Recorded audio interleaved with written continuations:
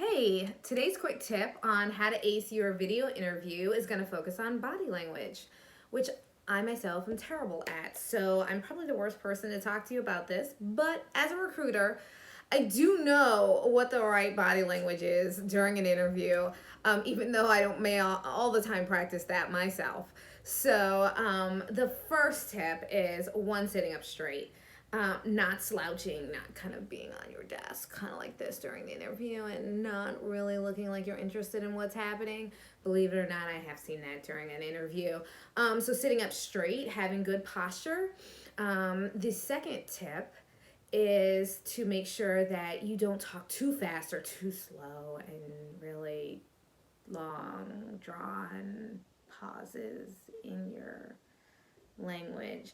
That's okay if you get stuck, but you want to keep your language, your fluency, your words at a good pace so that the interviewer stays engaged and then you also stay engaged.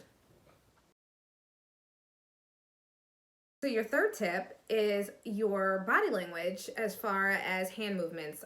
I'm from New York. I like to talk with my hands. I like to make my hands do all kinds of crazy things when I talk.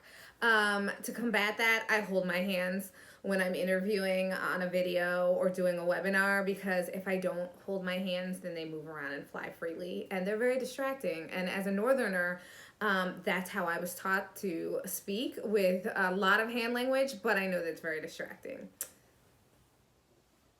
Tip number 4 is eye contact. I was really uncomfortable with this at first because, one, I don't actually like watching myself in video.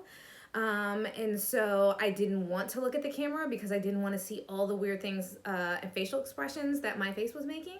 But it's absolutely important to maintain eye contact in a video interview. It looks kind of strange if you're interviewing and you're not looking at the interviewer if you were face to face, and the same goes for over web conferencing.